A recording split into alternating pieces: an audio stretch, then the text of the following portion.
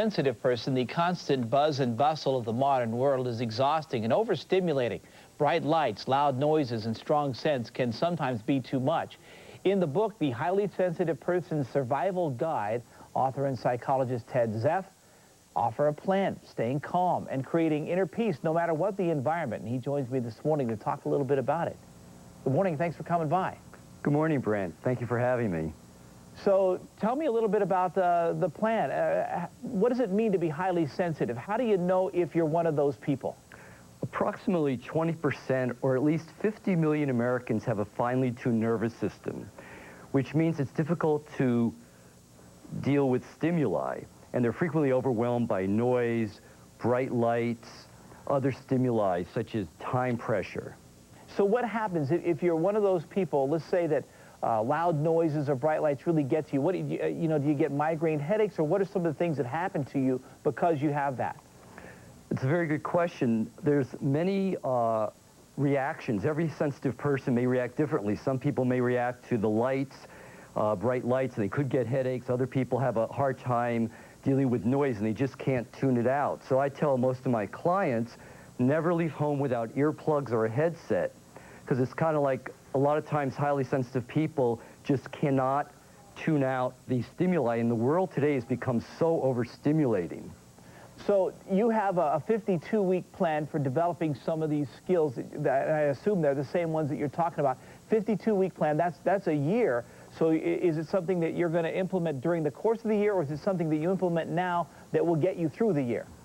Well, I recommend my first book, The Highly Sensitive Person's Survival Guide, introduced the different topics. In my new book that just came out this month, The Highly Sensitive Person's Companion, we work a little slower, where each week you would try a different technique to implement.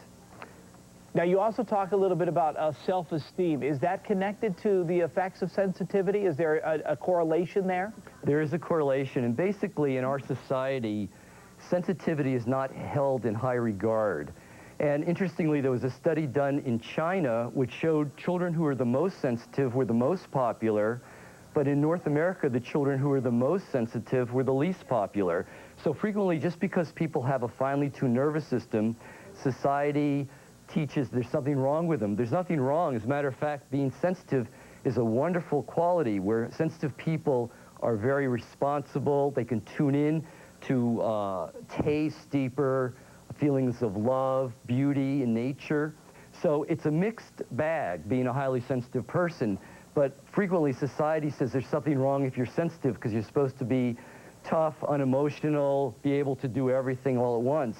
And people who are sensitive, we need in society not only the warriors and the CEOs of corporations, but we need the artists, the writers, the teachers, the counselors, which is traditionally called the priestly advisors in old times. And I think it's kind of interesting, too, as you talk about being a sensitive person, that you talk about it on a number of different levels. You talk about it on an emotional level, but then there's also this physical level.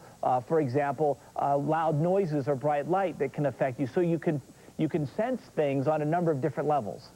Exactly, and you have to plan ahead if you're a sensitive person.